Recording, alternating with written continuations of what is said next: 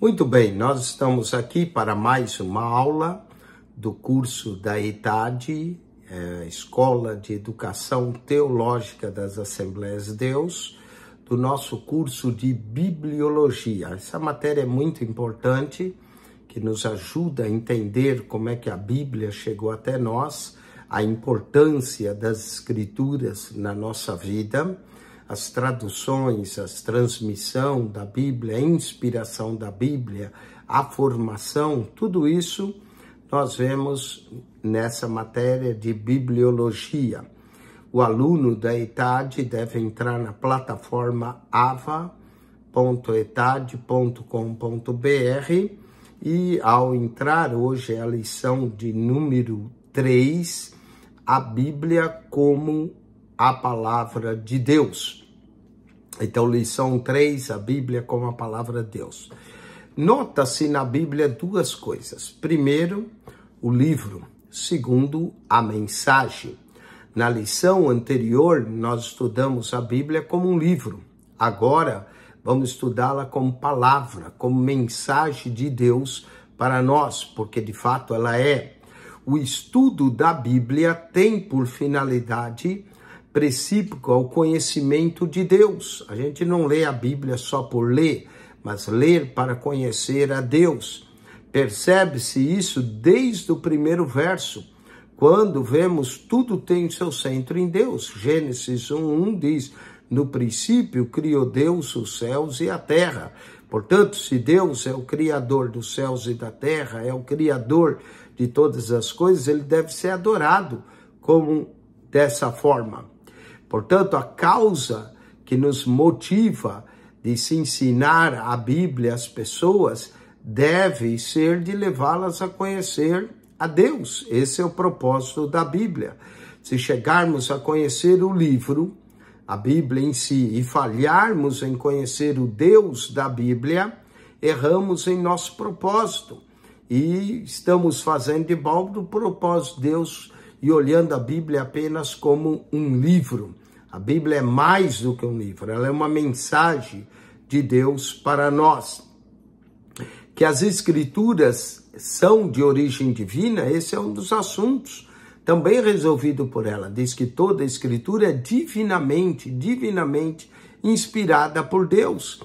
Deus, em sua palavra, é a testemunha concernente. Nós dizemos que a Bíblia é a palavra de Deus, não é só por uma questão de fé, é porque mais de 2.600 vezes na Bíblia diz, assim diz o Senhor. Quem tem o Espírito de Deus e deposita toda a confiança na Bíblia com a palavra Deus, sem exigir provas, nem argumentar contra a inspiração da Bíblia, e esse é o ponto de vista, a Bíblia não está sujeita a provas ou argumentos. A Bíblia não tenta provar a existência de Deus. A Bíblia aceita Deus como fato. Gênesis 1:1. No princípio, criou Deus os céus e a terra. Deus já aparece como criador no primeiro verso. Ao longo dessa lição, nós vamos apresentar para você, de qualquer forma, comprovações de que a Bíblia é, de fato, a palavra de Deus. Não para crermos que ela é divina, mas porque cremos que ela é divina. É a satisfação para nós, crentes, na Bíblia, podemos apresentar evidências tanto externas quanto daquilo que cremos internamente no coração. Então, nessas lições, a lição 1 e 2, nós vamos falar da inspiração divina da Bíblia. Toda a Escritura é divinamente inspirada. A palavra no grego é theostopanos, quer dizer o sopro de Deus. Vamos falar da harmonia, da unidade da Bíblia, que apesar de ser escrita por 40 autores diferentes, num período de 1.600 anos, em condições diferentes, existe uma harmonia e uma unidade na Bíblia. E vamos dar provas da inspiração da Bíblia, na lição 4, 5 e 6. Vamos então à inspiração da Bíblia. O que diferencia a Bíblia de todos os demais livros do mundo é a sua inspiração. Diz que Rui Barbosa tinha 33 mil livros na sua biblioteca. E um dia perguntaram qual era o mais importante. E ele mostrou a Bíblia, não é? A Bíblia supera todos os demais livros. Jó, capítulo 32, verso 8. Lemos assim no livro do patriarca Jó, 32, 8.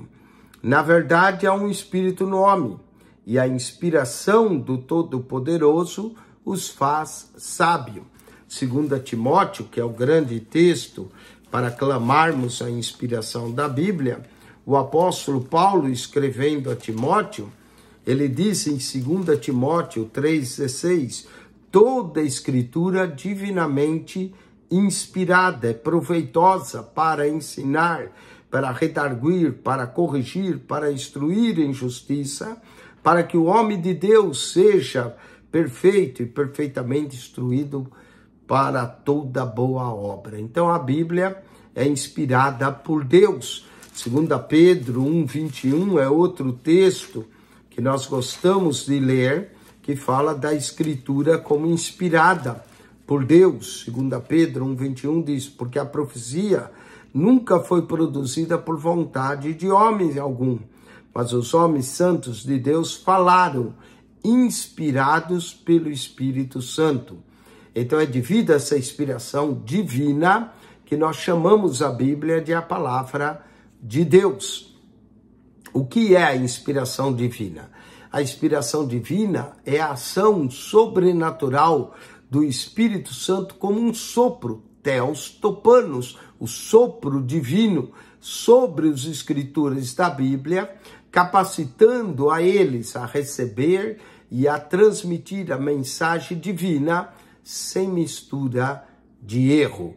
Então, muita gente tenta achar erros na Bíblia, não é? Alguém falou sabiamente, lendo a Bíblia, achei muitos erros, mas todos eles em mim, não na Bíblia.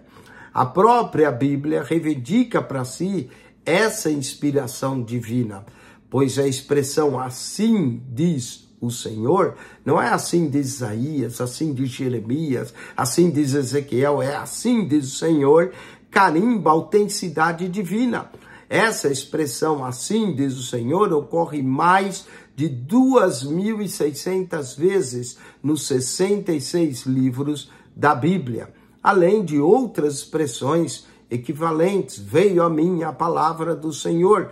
Foi o Espírito de Deus que falou através dos escritores da Bíblia. Nós vamos ver algumas evidências disso. Ezequiel, por exemplo, capítulo 11, verso de número 5. Olha só, Ezequiel 11, 5, o que está escrito para nós.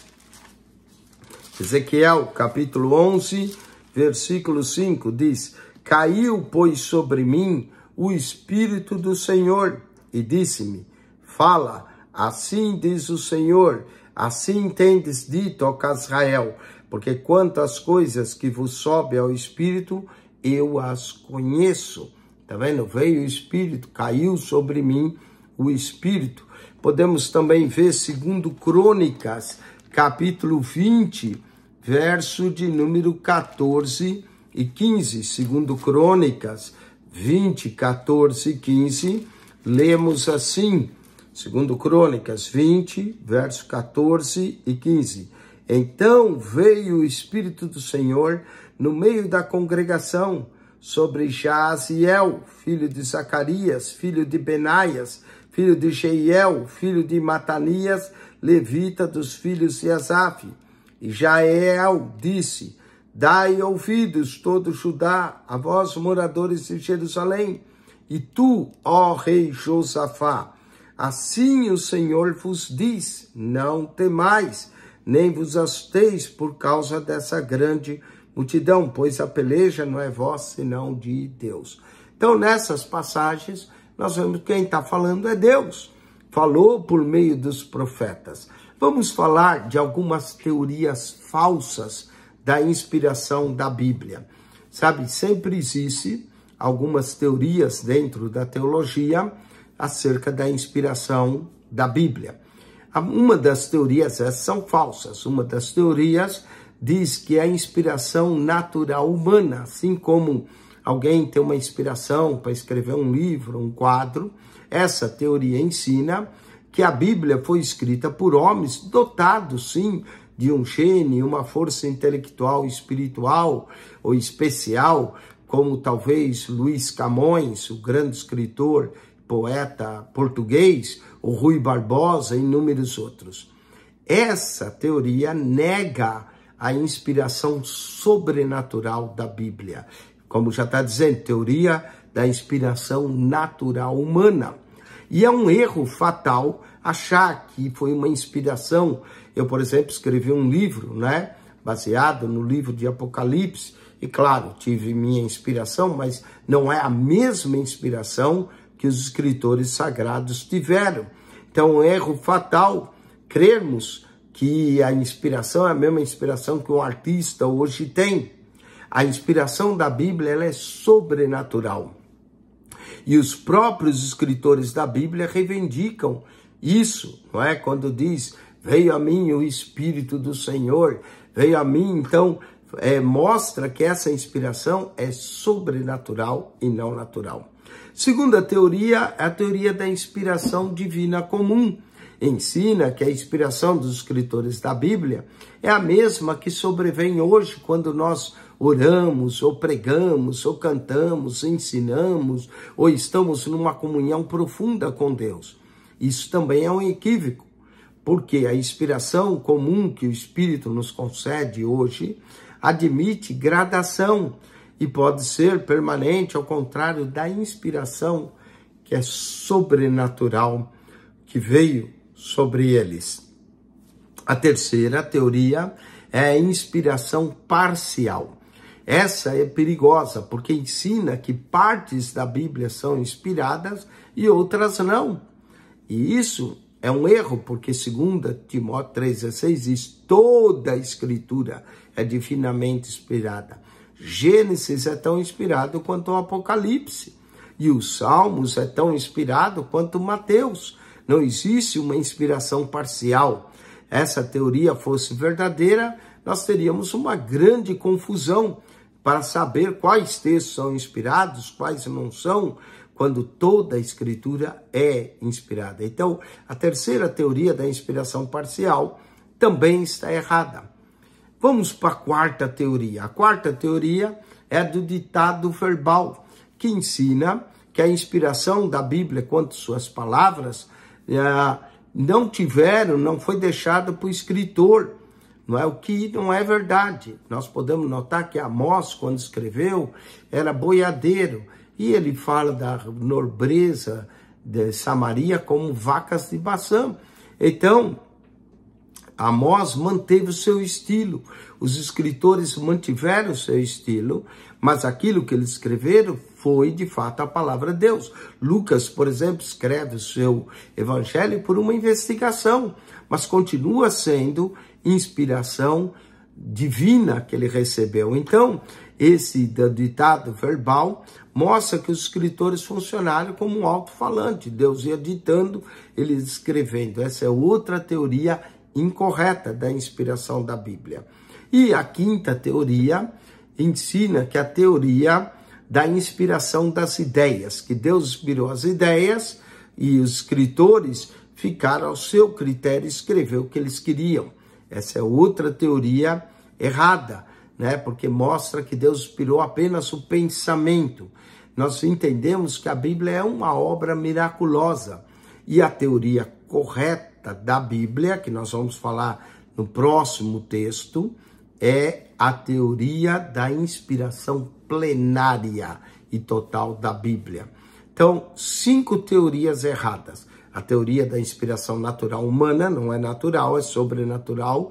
A teoria da inspiração divina comum, que é aquela que a gente sente hoje quando está orando, ou pregando, ou cantando. A teoria da inspiração parcial, que partes da Bíblia seria escrita do ditado verbal, apenas recordando que Deus teria ditado, e a teoria da inspiração das ideias. Essas 5 teorias são incorretas. Vamos para os exercícios. Marque com X a alternativa correta. A Bíblia foi escrita por inspiração divina. Razão porque é chamada, letra B, a palavra de Deus. A palavra de Deus. 3.2, os escritores da Bíblia foram capacitados a receber e a transmitir a mensagem divina por ação sobrenatural, letra A, do Espírito Santo. Do Espírito Santo de Deus. Vamos para o 3.3, a própria Bíblia reivindica para si a inspiração de Deus, pois a expressão assim diz o Senhor ocorre nos seus 66 livros, letra C, mais de 2.600 vezes. Mais de 2.600 vezes. 3.4, uma das falsas teorias da inspiração da Bíblia diz que ela foi escrita por homens dotados de gênio e força intelectual especial. Essa é a teoria, letra A, da inspiração natural humana. Vamos para a inspiração da Bíblia, a doutrina correta da inspiração. Nós vimos no primeiro texto 5 doutrinas incorretas.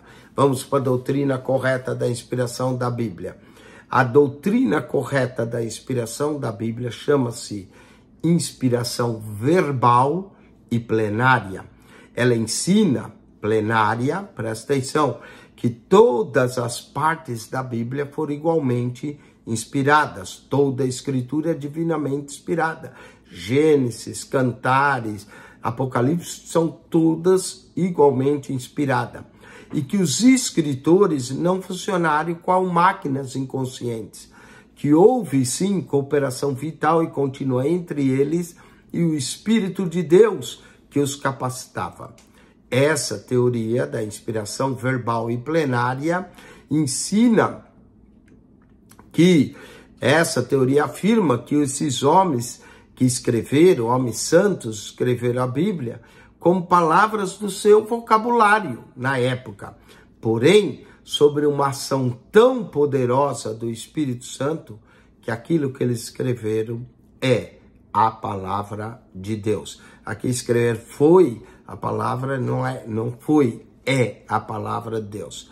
Explicar como Deus agiu no homem, isso é difícil nós explicarmos. Se no ser humano o entrosamento do Espírito com o corpo é um mistério inexplicável para os sábios, imagine como é que seria esse entrosamento do Espírito de Deus com o Espírito do homem. O que sabemos e que aceitamos a Jesus, isso ocorre através também da aceitação da sua palavra. A inspiração verbal e plenária cessou ao ser escrito o último livro do Novo Testamento. Depois disso, nem os escritores mais inspirados, como C.S. Lewis e outros que nós temos, não é? A.W. Tozer, são inspiradores, homens de Deus que escreveram, mas não pode ser comparado os seus escritos com a Bíblia, não é? A Bíblia foi uma inspiração verbal, plenária, especial, podemos dizer. Vamos também entender uma diferença entre revelação e inspiração divinas. Muita gente faz uma confusão com relação a isso. Revelação é a ação de Deus pela qual ele dá a conhecer ao escritor coisas desconhecidas para o homem. Por exemplo, no livro de Daniel, Deus deu coisas a Daniel a conhecer, não é? E também Moisés, ao escrever sobre a criação dos céus e da terra, certamente recebeu uma revelação. Mas a inspiração, como já dissemos anteriormente, ela nem sempre implica em revelação. Não é? A pessoa pode receber uma inspiração sem receber uma revelação. E toda a Bíblia foi inspirada por Deus, mas nem toda ela foi dada por revelação. Vamos ao exemplo. O evangelista Lucas, por exemplo, ele foi inspirado a examinar, a pôr em detalhes todas as coisas, como desde o princípio. Eu vou ler a introdução do Evangelho de Lucas.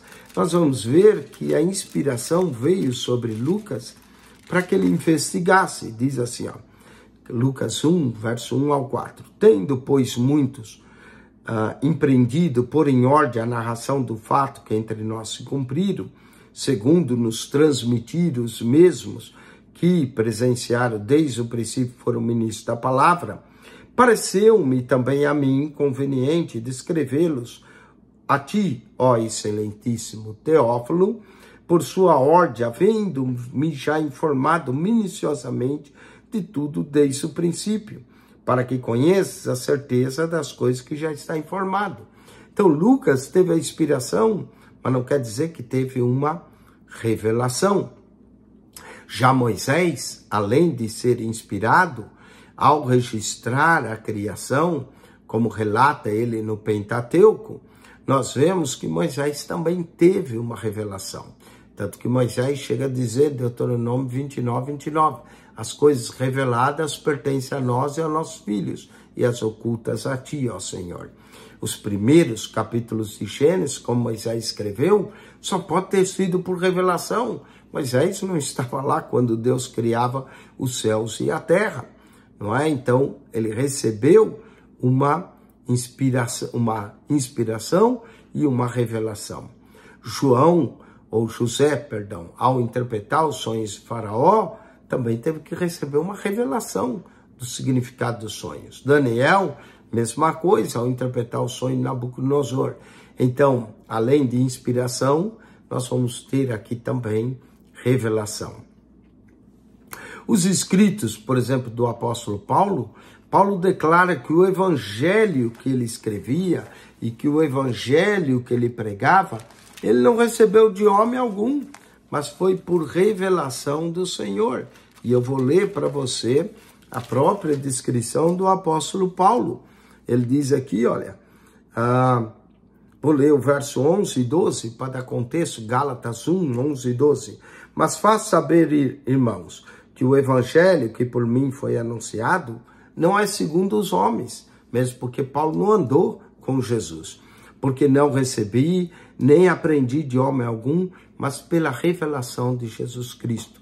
Portanto, o apóstolo Paulo teve uma revelação além da inspiração.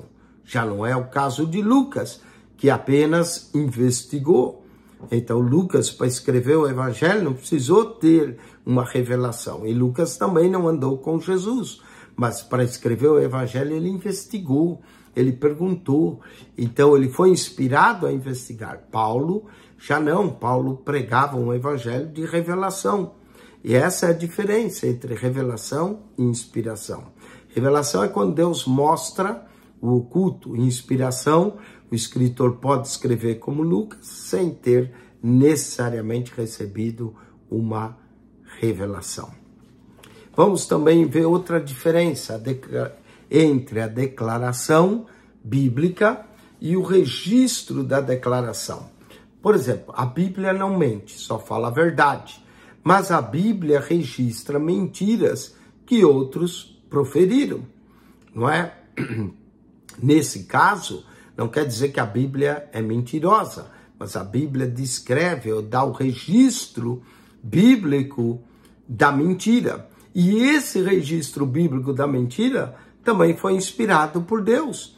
Não o registro da mentira, ou a mentira em si, mas sim o registro de que os homens mentiram. Outra coisa que a Bíblia diz, Salmos 14:1, que diz o insensato do seu coração: não há Deus. Mas não é porque o insensato diz que não há Deus, que agora a Bíblia está afirmando que não há Deus. Essa é uma declaração, não é? Do registro do insensato que diz no seu coração: não há Deus. Não é? Outro caso, exemplo marcante, é o caso da morte do rei Saul. Ele morreu lançando-se contra a sua própria espada. 1 Samuel 31:4, você pode ler isso. No entanto, o amalequita que veio dar a notícia a Davi da morte de Saul, mentiu, dizendo que fora ele que matara Saul. Você pode ler isso, 2 Samuel, capítulo 1, versos 6 a 10. E o amalequita, porque mentiu, acabou morrendo. Davi, não é? Acabou matando ele, mas ele morreu por causa de sua própria mentira. E aqui a Bíblia não está apoiando a mentira. ou advocando a mentira, mas a Bíblia está declarando o registro da mentira do Amalequita. Então não significa que a Bíblia minta, mas a Bíblia registra a mentira que os homens disseram. E há muitos desses casos que os inimigos da Bíblia apontam, inclusive com palavras de Satanás. Sim, a Bíblia registra o que Satanás falou, mas não está apoiando o que ele falou.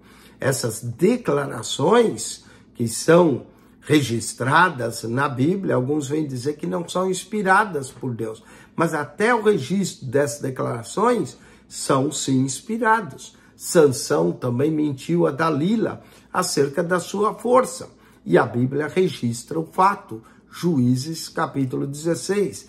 Então, durante a leitura da Bíblia, é preciso verificar algumas coisas. Quem falou, para quem falou, quando é que falou, em que sentido está falando. Essas perguntas são importantes para que a gente confira a fonte, as intenções e observe a informação. Mas toda a escritura é divinamente inspirada. Vamos para os exercícios. Nesses exercícios, relaciona a coluna A de acordo com a coluna B. Ensina que todas as partes da Bíblia são igualmente inspiradas. Isso é a teoria correta. Letra D, teoria da inspiração plenária ou verbal. Não é? Teoria da inspiração plenária ou verbal. A ação de Deus pela qual dá a conhecer ao escritor coisas que por si só ele jamais saberia. Essa ação de Deus nós chamamos de letra B, revelação. Revelação. Nos primeiros capítulos de Gênesis, ele escreveu sobre coisas anteriores a si. Quem escreveu foi Moisés. Letra A, Moisés. Não andou com Jesus, foi por revelação que tratou assuntos de primeira grandeza. Quem é esse? Paulo. Letra E, Paulo. Exemplo de uma declaração não inspirada por Deus, mas que está registrada na Bíblia. Letra C, não há Deus. Essa é um exemplo de uma declaração da Bíblia. Vamos ao texto 3, harmonia e unidade da Bíblia. A existência da Bíblia até os nossos dias só pode ser explicado com um milagre. Há nela 66 livros escritos por cerca de 40 escritores diferentes, cobrindo um período de aproximadamente 16 séculos. Esses homens, na maior parte dos casos, não se conheceram. Viveram em lugares distantes, em 3 continentes, não é? A África, a Ásia e Europa, da onde eles escreveram. Escreveram também em 2 línguas principais, o Antigo Testamento em hebraico e o Novo Testamento no grego koiné, não é? Com algumas partes do Antigo Testamento também em aramaico, principalmente quando eles estiveram na Babilônia, livro de Daniel, alguns versos de Jeremias. Devido a essas distâncias, em muitos casos, os autores não sabiam o que já havia sido escrito. Muitas vezes, um escritor iniciava um assunto e séculos depois, outro completava com tanta riqueza de detalhes, que somente um livro que provindo de Deus poderia ser assim. Portanto, a Bíblia não é uma obra meramente humana, não é? Senão, se fosse assim, com essas circunstâncias que nós mencionamos, seria uma Babel indecifrável, uma confusão tremenda. Mas a Bíblia, uma das provas da sua inspiração divina, é essa harmonia que ocorre nela, essa unidade que existe. E isso dota de autoridade nos que diz respeito aos escritores. Os escritores foram homens de todas as atividades da vida humana. E a diversidade. Moisés, por exemplo, foi príncipe legislador, além de um grande líder da sua nação. Josué foi um grande comandante. Davi e Salomão foram reis. Um era rei e poeta, Davi, o outro era rei e sábio, Salomão. Daniel foi ministro de Estado. Pedro, Tiago e João eram pescadores. Zacarias e Jeremias, sacerdotes e profetas. Amós era homem do campo, boiadeiro, colhedor de sicômoros, cuidava do gado. Mateus era funcionário público, coletor de impostos. Paulo, o grande estudioso que estudou aos pés de Gamaliel. E assim por diante. Nós vamos ver diversidades nos seus escritos desses homens. Vamos ver estilos diferentes. Vamos verificar também que, mesmo sendo diferentes, às vezes um completa o assunto do outro. O produto de suas penas não são, na verdade, muitos livros, mas um só livro, poderoso, coerente, que há unidade, que há harmonia, que é a Bíblia toda. As condições. Também não houve uniformidade nas condições. Na composição dos livros, Moisés escreveu, provavelmente no deserto, não é? Jeremias, muitas vezes, num poço, nas trevas de uma masmorra. Davi, nas verdes colinas do campo. Outras vezes até em caverna, quando fugia de Saul. Outras vezes na calma do seu palácio. Paulo escreveu parte de suas epístolas nas prisões. João escreveu o livro de Apocalipse na ilha de Patmos, no exílio. Então as condições são diferentes, mas a mensagem da Bíblia é uniforme, é única. O pensamento de Deus flui nas Escrituras de maneira uniforme, progressiva através dela.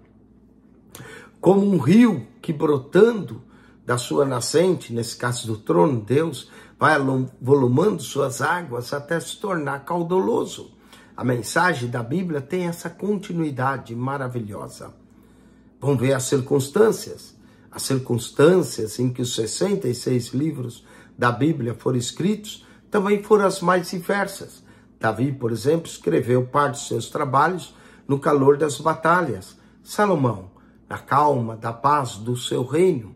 Profetas escreveram em meio a profundas tristezas, como Jeremias, às vezes em lágrimas, ao passo que Josué escreveu durante grandes vitórias. Apesar da pluralidade de circunstâncias, a Bíblia apresenta um só sistema de doutrina, uma só mensagem de amor, um só meio de salvação, Jesus. De Gênesis ao Apocalipse, há uma só revelação, um só pensamento, um só propósito.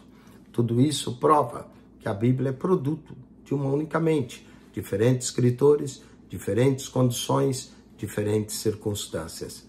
Qual é a razão dessa harmonia, dessa unidade? Só tem uma explicação, que se a Bíblia fosse um livro puramente humano, sua composição seria inexplicável.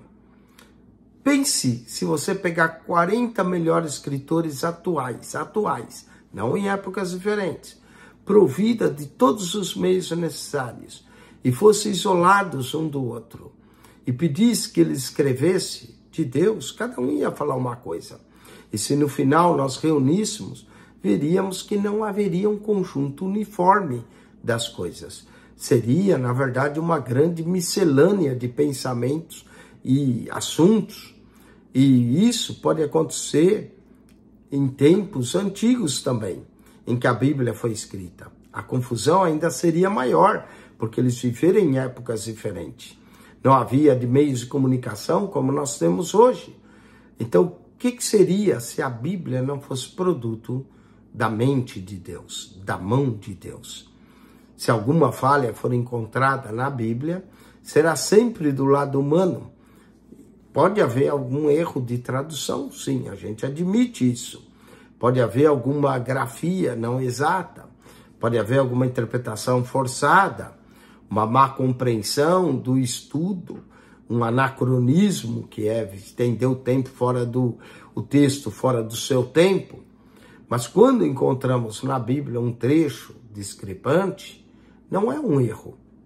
Saibamos refletir como Agostinho, um dos pais da igreja, que disse: nesse caso, deve haver erro do copista, da tradução mal feita do original, ou então sou eu mesmo que não consigo entender. Suponhamos que na cidade onde moramos, um edifício viesse a ser construído, com pedras preparadas com várias partes de lugares diferentes, por exemplo, do Brasil. Ao serem colocados, eles se encaixariam perfeitamente na construção, satisfazendo todos os detalhes e requisitos da planta. Que diria o aluno de tal se isso acontecesse?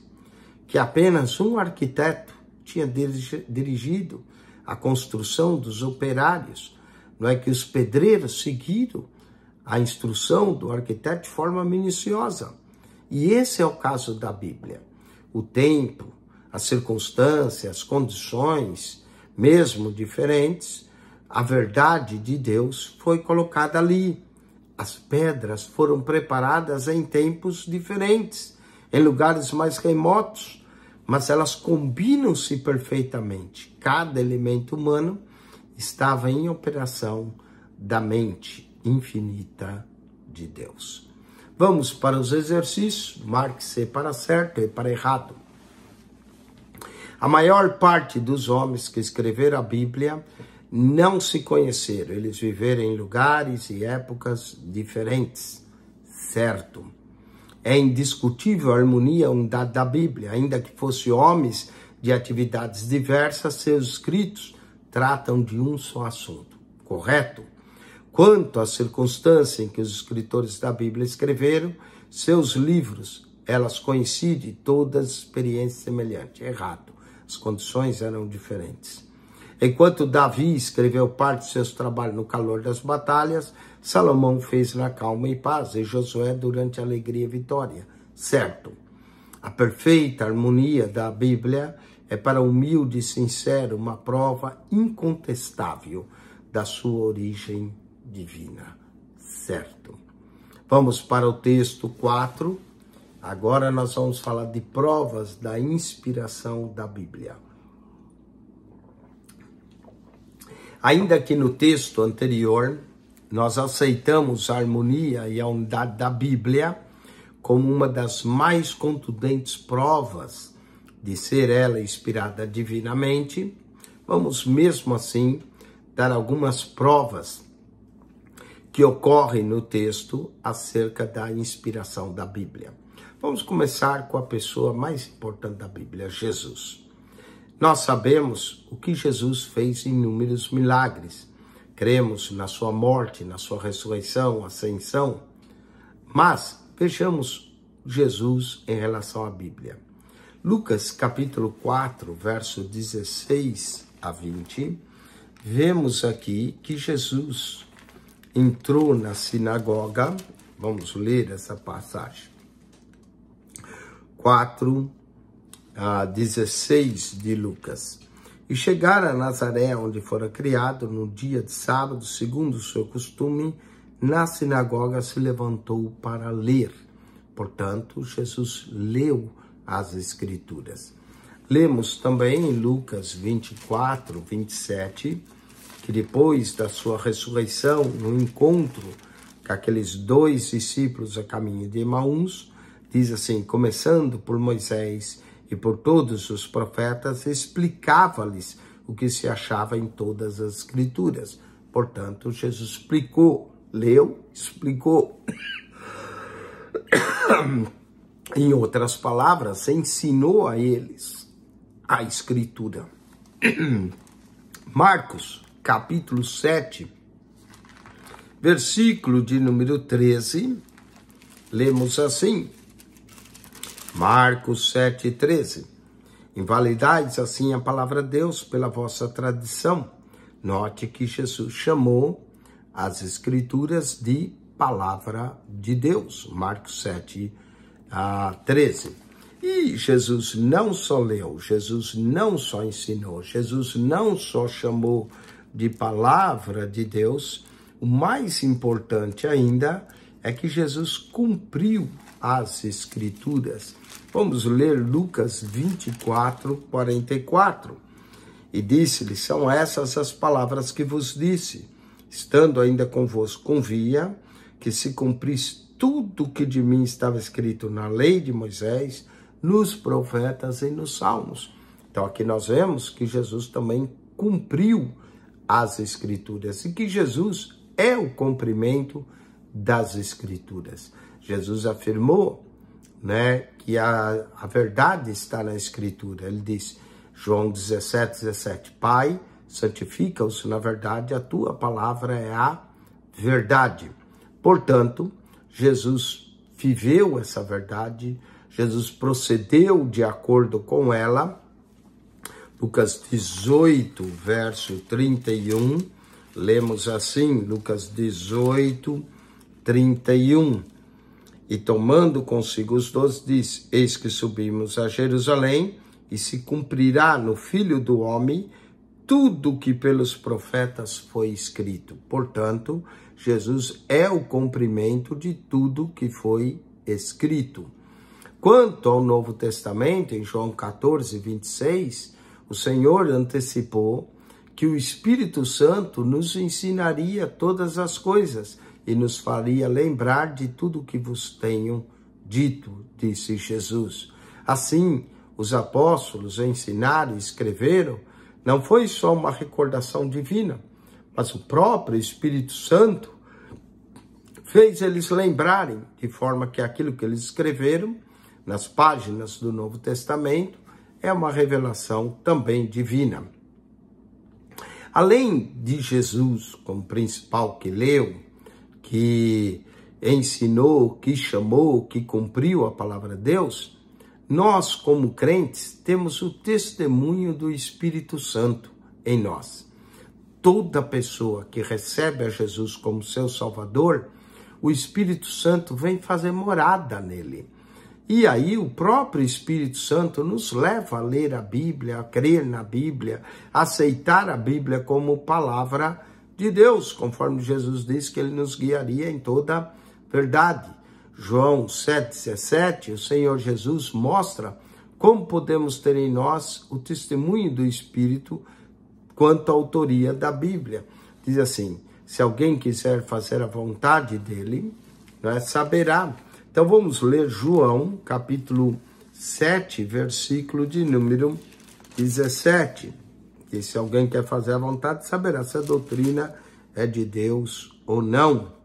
Diz aqui, se alguém quiser fazer a vontade dele, pela mesma doutrina, conhecerá se ela é de Deus ou se eu falo de mim mesmo. Está aí o testemunho do Espírito. Romanos 8,16 nos diz também que todos que são guiados pelo Espírito Santo são filhos de Deus. E 8,16 diz que o Espírito, 8,14 diz que todos são guiados, são filhos de Deus. 8,16 que o Espírito testifica com o nosso Espírito que nós somos filhos de Deus. Vamos ver outra razão da inspiração. Jesus, o testemunho do Espírito em nós e o cumprimento fiel das profecias da Bíblia. O Antigo Testamento é um livro também de profecias. Por exemplo, dos 39 livros, 17 são profecias, de Isaías a Malaquias. E o Novo Testamento é, em grande parte, referindo-se a essas profecias, o cumprimento delas na pessoa de Jesus. Além disso, vemos também outro sentido de coisas que aconteceram no Antigo Testamento, que são tipos do Novo Testamento. Exemplo disso, o tabernáculo, um tipo de Cristo que armou o seu tabernáculo entre nós. E muitas profecias da Bíblia se cumpriram no passado em sentido parcial ou até total. Mas as profecias sobre o Messias, por exemplo, se cumpriram com Cristo.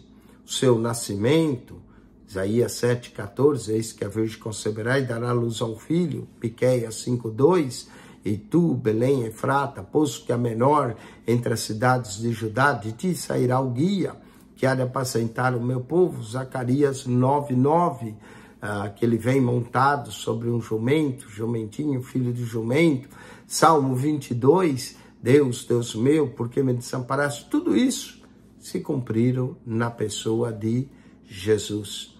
Outro ponto saliente nas profecias é o caso da nação de israelita. A Bíblia prediz sua dispersão, sua restauração, seu progresso material e espiritual.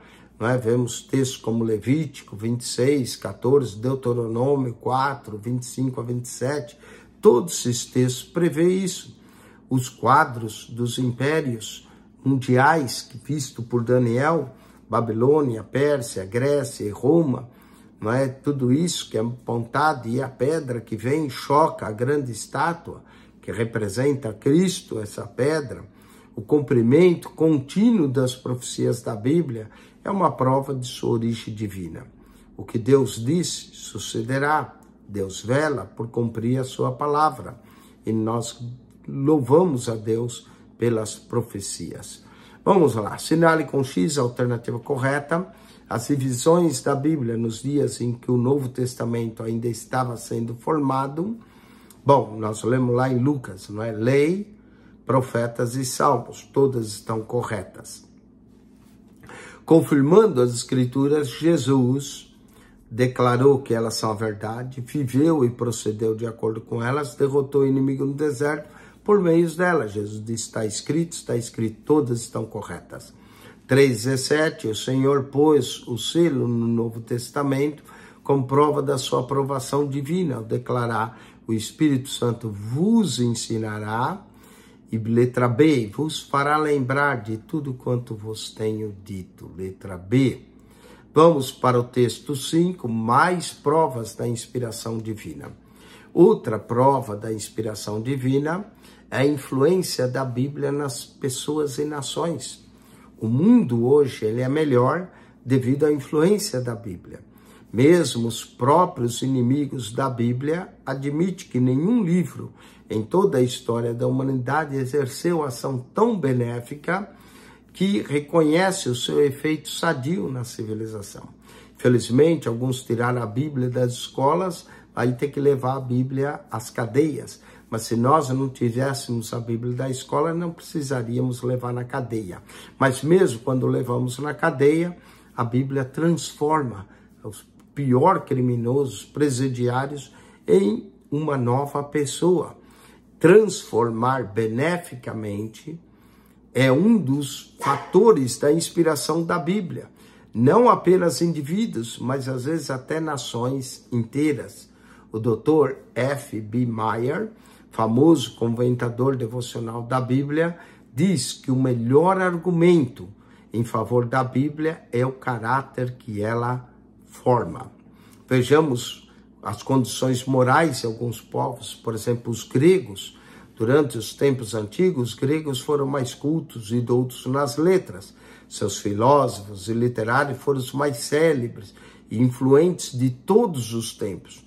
No entanto, a grandiosa cultura grega e seus livros, sem conta, nunca detiveram a onda de licenciosidade, de impureza, de idolatria, que sempre prevaleceu no mundo grego. Em Corinto, por exemplo, havia um templo a Vênus com 1000 prostitutas devotas que levavam o tesouro dos lucros obtidos por meio de impureza. Sócrates fazia da moral o assunto único da sua filosofia e assim recomendava a adivinhação. Ele próprio era entregue à fornicação. Platão, o grande discípulo de Sócrates, ensinava que mentir era uma coisa honrosa. A sabedoria deles em seus milhares de livros nunca conduziram ninguém à salvação. Tampouco os seguidores da filosofia de Platão, de Sócrates, muitos deles eram homossexuais ativos, como relata o historiador romano Suetônio. Os romanos também foram famosos como legisladores, guerreiros, oradores, poetas, historiadores. No entanto, o padrão de conduta e moral dos romanos foi um dos mais promíscuos registrado pela história. Mesmo entre as famílias abastadas, regularmente constituídas, descobertas arqueológicas e gravuras revelam fatos que o recato proíbe até de nos relatar. Cícero, o maior orador romano, defendeu a fornicação e recomendou a prática do suicídio. Catão, o censor, tido como mais perfeito modelo de virtude, foi réu da prostituição e da embriaguez e advogou também a prática do suicídio. Igual o registro do historiador romano Suetônio, Júlio César tinha encontros amorosos com o rei Nicôdenes da Betínia, o imperador Calígula, que viveu do ano 37 a 41, viveu amaziado com a própria irmã dele, Drusila. Nero viveu maritalmente com a própria mãe. Agripina viveu depois amaziada com 2 eunucos, o primeiro chamado Esporos e o segundo Doriforos. Segundo o historiador Juvenal Messalina, a imperatriz esposa de Cláudio, que foi imperador do ano 41 a 54 depois de Cristo, foi extremamente depravada. Se assim eram os membros da classe alta, como não seriam os da classe baixa? Mas a Bíblia faz diferença. Quando nós lemos ela afasta o homem da prostituição, da fornicação, de todos esses pecados. Sem ela, nós nos tornamos semelhantes a eles. O mundo orgulha hoje de ter atingido os pícaros da sua produtividade mais importante, melhores livros, mas a onda de pecado continua avassalando o mundo, a humanidade. E só a Bíblia é que pode transformar o caráter do homem.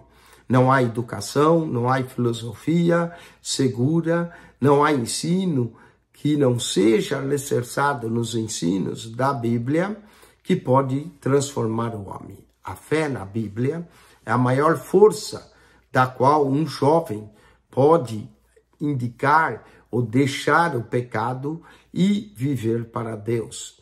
A tragédia é que professores e milhares de todos os mundos têm sarcotizado o mundo através de suas dialéticas, de suas filosofias vãs e desencaminham os jovens ainda em tenra idade. Mas a Bíblia é o livro mais maravilhoso do mundo. Ela traz o jovem de volta para o caminho do Senhor. A Bíblia é o livro que salva as pessoas, transforma elas. Seus ensinos são simples e, ao mesmo tempo, tão profundos que servem de guia para uma vida feliz e bem-sucedida, sempre tendo como base o Criador na eternidade. Como Salomão escreveu, lembra-te do teu Criador nos dias da tua mocidade. Vamos lá, relaciona com lunar, de acordo com a B, prova da inspiração divina da Bíblia. Uma das provas da inspiração divina da Bíblia é a letra B, a influência benéfica sobre pessoas e nações. Segundo F.B. Meyer, o melhor argumento em favor da Bíblia é o letra D, caráter que ela forma. O caráter que ela forma. Ainda que fossem os mais cultos, seus livros não detiveram a onda de licenciosidade, impureza e idolatria. Letra A, os gregos, mais cultos, mas não conseguiram. 3:21, não há filosofia educacional segura se não estiver alicerçada, letra C, nos ensinos fundamentais da Bíblia. Vamos para o último texto, a prova da inspiração divina. Já falamos várias provas, Jesus, o testemunho do Espírito, não é? As profecias, o caráter que a Bíblia forma. Vamos agora a outra prova. A Bíblia é sempre nova e inesgotável. Olha, Jesus falou, passarão os céus e a terra, mas as minhas palavras não passarão. Incrível, mas o tempo não afeta a Bíblia. Sabe, alguns livros que foram escritos na Idade Média já se tornaram obsoletos. Livros de educação mudam toda hora. Mas a Bíblia, o tempo não afeta ela. Ela já tem, começando com 1500 anos antes de Cristo, ser escrita por Moisés, e 2000 depois, nós já temos 3500 anos que a Bíblia começou a ser escrita. E o tempo não afetou. Os céus e a terra passaram. Mas a Bíblia, mesmo sendo o livro mais antigo do mundo, ao mesmo tempo ela é atual. Billy Graham diz que a Bíblia é tão atual quanto o jornal de amanhã, o jornal que ainda não saiu. Em mais de 20 séculos, o homem não pode melhorar a Bíblia. A Bíblia continua sendo a mesma. Se a Bíblia fosse de origem humana, é claro que em 20 séculos ela já estaria desatualizada, precisando ser atualizada, como alguns sugerem. Mas a Bíblia continua sendo atual, uma vez que o homem moderno se jactancia de grandes descobertas, mas não pode produzir uma Bíblia melhor. Para o salvo, essa é uma evidência que a Bíblia é de fato a palavra imutável de Deus. A Bíblia nunca se torna um livro antigo, apesar de ser um livro antigo e repleto de antiguidades, mas ela é atual, como o dia de amanhã. Sua mensagem milenar tanto satisfaz a criança como o idoso. A Bíblia pode ser lida várias vezes, sem poder sondar as suas profundezas. E mesmo lendo ela várias vezes, a gente ainda vai descobrir algo novo. Quem já se cansou de ler, por exemplo, Salmo 23? O Senhor é meu pastor, nada me faltará. Ou João 3,16, porque Deus amou o mundo de tal maneira que deu o seu Filho unigênito, para que todo aquele que nele crê não pereça, mas tenha a vida eterna. Ou 1 Coríntios 13, que fala tanto do amor, que tudo sofre, tudo crê, tudo espera, tudo suporta e nunca falha. Nós podemos ler as passagens centenas de vezes e vamos descobrir sempre uma coisa nova. Depois de mais 2000 anos de escrito, o último livro da Bíblia, o Apocalipse, ele ainda é original para nós. A Bíblia é familiar a cada povo, a cada indivíduo, em qualquer lugar. Não importa se a pessoa está na América, no Canadá, na Europa, na África.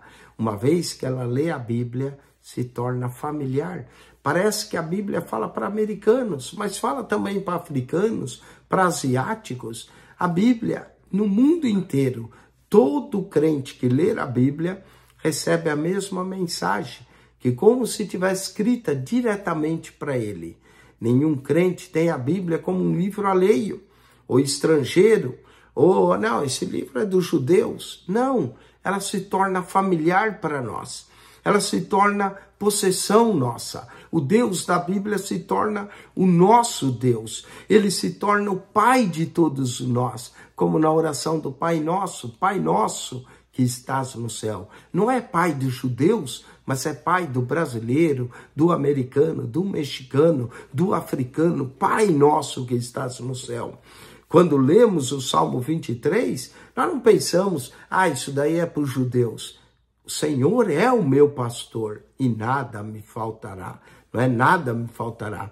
É um exemplo, não importa se a pessoa vive no Brasil, na América, na África, a Bíblia é sempre, parece que dirigida a nós mesmos. A mesma coisa dirão irmãos de outros países, que a Bíblia foi escrita para eles. Mesmo asiáticos sentem que a Bíblia foi escrita para eles. E isso mostra que a Bíblia é inspirada por Deus. A superioridade da Bíblia também em relação aos demais livros. Não importa quem é o ensino, se é de Buda, se é de Zoroastro, se é de Confúcio, Sócrates, de Marco Aurélio. Os ensinos da Bíblia são superiores a esses ensinos. A Bíblia contém apenas verdade, e isso não acontece com os demais livros. Se pudermos reunir todos os grandes pensadores da literatura antiga, moderna, pegar todos eles e selecionar as verdades como um único volume, mesmo assim, a Bíblia ainda tem mais verdades. Ela pode ser conduzida até num bolso de um pequeno casaco ou paletó. Todavia, há apenas verdades nesse livro. Como explicar isso? A não ser que a Bíblia seja, de fato, o livro de Deus para o homem. A Bíblia só contém verdade. Se há mentiras na Bíblia, não são delas, mas são registradas mentiras que outros contaram. Como disse Joseph Cook, são joias retiradas da lama. Toda verdade encontrada em trabalhos humanos, seja do ponto de vista moral ou espiritual, acha a sua essência nas Sagradas Escrituras. Outro fator da inspiração da Bíblia é a imparcialidade da Bíblia. Parcialidade no que se refere aos homens. Por exemplo, se eu fosse escrever uma biografia minha, eu queria que só contasse coisas boas. Não queria que contasse minhas falhas, meus pecados, meus erros. Mas a Bíblia não. A Bíblia, quando descreve a Davi, por exemplo, nos conta que era um homem segundo o coração de Deus. Mas, ao mesmo tempo, também mostra o adultério de Davi, o planejamento da morte de Urias. A Bíblia fala que Abraão é o grande pai da fé, mas registra que Abraão também mentiu acerca da sua esposa. Então, a Bíblia, se fosse produzida por apenas mentes humanas, ia tentar só mostrar o lado bom, mas ela mostra as falhas desses homens, mostra a fraqueza do ser humano, mostra os erros deles, não é? Isso mostra que a Bíblia é um livro imparcial.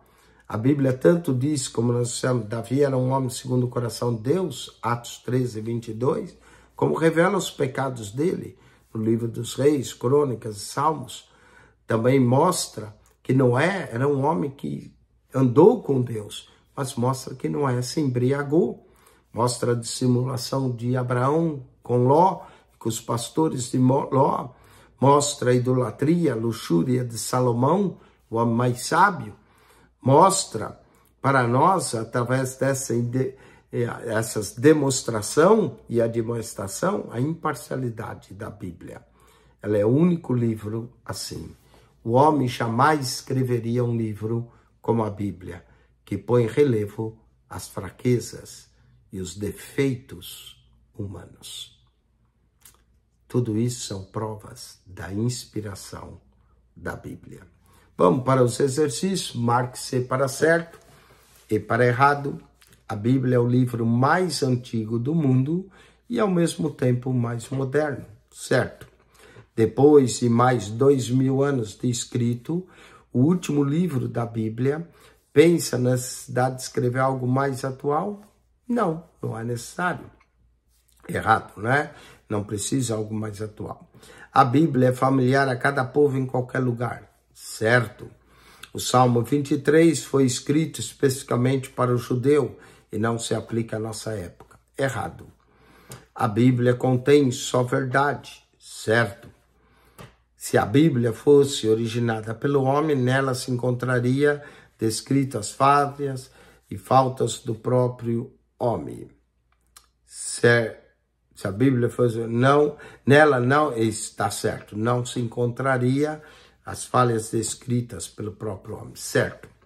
Vamos assinale com X, a alternativa correta. Teoria que ensina que partes da Bíblia são inspiradas e outras não. Essa é a inspiração parcial, letra A, da inspiração parcial.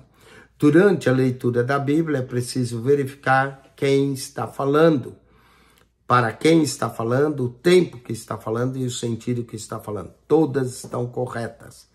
Entre os pormenores que provam a harmonia e a unidade da Bíblia estão as diferenças entre as atividades, as condições. Aqui todas estão corretas. As atividades, condições, circunstâncias, todas estão corretas. O posicionamento de Jesus quanto à Bíblia, todas estão corretas. Leu, ensinou, chamou, de palavra Deus cumpriu. Povos que são lembrados como imorais, não obstante sua grande cultura, por não seguir a Bíblia.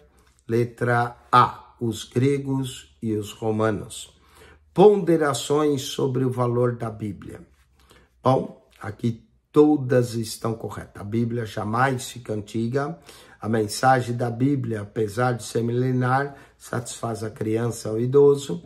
E a Bíblia pode ser lida sem conta, que assim nós vamos entender suas profundezas. Não importa se você já leu 50, 100 vezes, ou como George Miller, que leu 200 vezes a Bíblia, e perguntaram para ele se ele vivesse mais, o que ele faria. Ele falou que ele leria mais vezes ainda a Bíblia.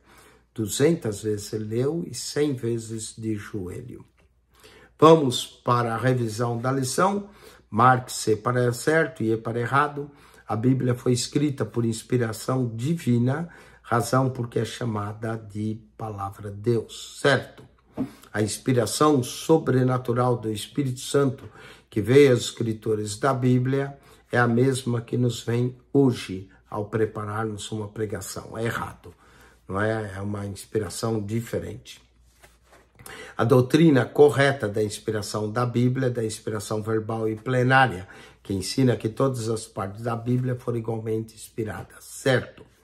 Homens santos escreveram a Bíblia como palavra de seu vocabulário, porém, sob uma ação tão poderosa do Espírito Santo, que escreveram foi a palavra de Deus, certo? A inspiração nem sempre implica em revelação. Toda a Bíblia foi inspirada por Deus, mas nem toda ela foi dada por revelação, certo? A Bíblia não mente, mas registra mentira que outros proferiram. Nesse caso, não é a mentira registrada que foi inspirada, e sim o registro da mentira, certo? É indiscutível a harmonia e a unidade da Bíblia, ainda que fosse homens de atividade diversa, seu escrito trata de um só assunto, certo? A perfeita harmonia da Bíblia é para o humilde e sincero uma prova incontestável da sua origem divina, certo? Não há filosofia educacional segura se não for alicerçada sobre os ensinos fundamentais da Bíblia, certo? Fé na Bíblia é a maior força de qualquer jovem na prossecução da vida e da carreira educacional, certo? Assinale com X a alternativa correta, confirmando as Escrituras. Jesus declarou que elas são a verdade, viveu e procedeu de acordo com ela, derrotou o inimigo no deserto por meio dela. Certo, todas estão corretas. Teoria que ensina partes da Bíblia são inspiradas e outras não. Partes é de inspiração parcial, letra A. E entre os promenores que provam a harmonia e a unidade da Bíblia, estão, todas aqui estão corretas. As atividades humanas, as condições que se deu, as circunstâncias que encontravam os escritores, todas estão corretas. Muito bem, com isso nós terminamos essa aula. Foram bastante textos. A aula durou aí 1h06. Nós vamos para um pequeno intervalo de 10, 15 minutos e voltamos para a lição de número 4. Estamos estudando Bibliologia no curso da ITAD, da Escola de Educação Teológica das Assembleias de Deus. Espero que você tenha aprendido muita coisa sobre a mensagem da Bíblia e a inspiração da Bíblia. Voltamos para a lição de número 4. Tire um pequeno intervalo, 10, 15 minutos, e volte para a lição de número 4.